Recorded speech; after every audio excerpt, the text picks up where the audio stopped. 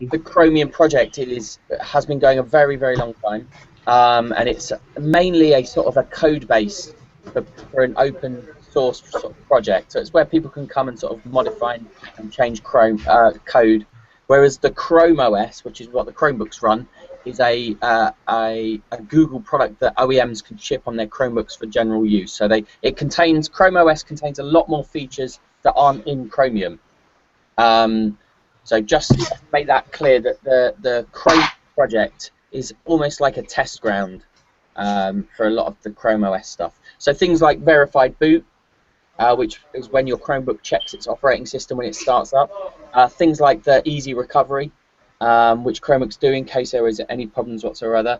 Things like 3G support, Adobe Flash, Netflix, and stuff like that. None of those are actually supported in Chromium. They're only supported in Chrome OS. And there's talk about like WebRTC and stuff like that coming over into Chromium, but at the moment that has to be reserved for the Chrome OS. So it's a very, very interesting operating system you guys are working with. And as you know, I'm very excited to hear how it all goes.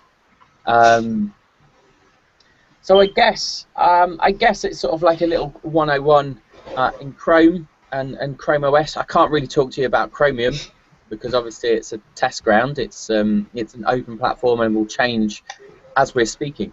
But Chrome OS and Chromebooks, which is what sort of come from those, they're kind of like the finished project, if you like, and what the developers were aiming for. And every so often we'll get things brought over from the Chromium project and put into Chrome OS.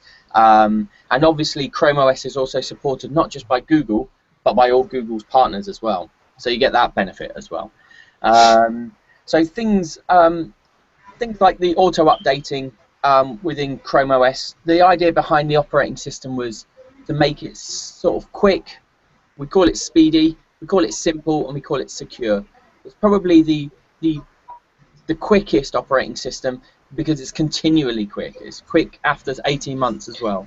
It's probably the simplest because you don't have to do anything to it. It updates itself. It's always fresh. It's always new. And you don't need to worry about things like installing programs and making sure your registry is here and defragging disks. It doesn't require any of that anymore. And we've moved all that to one side and dealt with it in a very sort of intelligent way.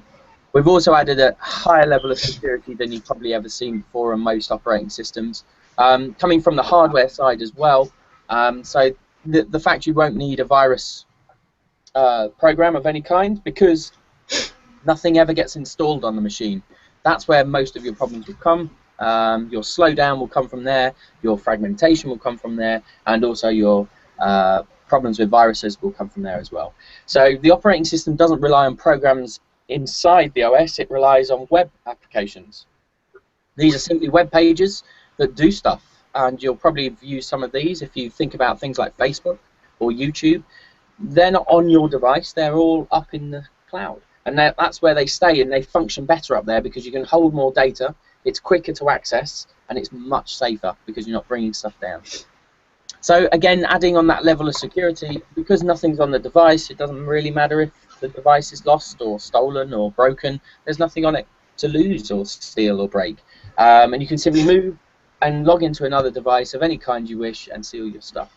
And as mentioned earlier on, we're talking about working in the cloud, which makes your stuff always accessible everywhere you go. Rather like your email, you can access it on your mobile phone and you can access it on your computer. That's not because it's on both, it's because it's on neither, and they both connect to where it should be. So it's a very unique way of working. We've sort of flipped the PC world on its head, if you like, and start to work in a more sensible way. So that's kind of where I am. I've been looking forward to hearing on a weekly or maybe monthly basis of how Martin's been getting on with his team.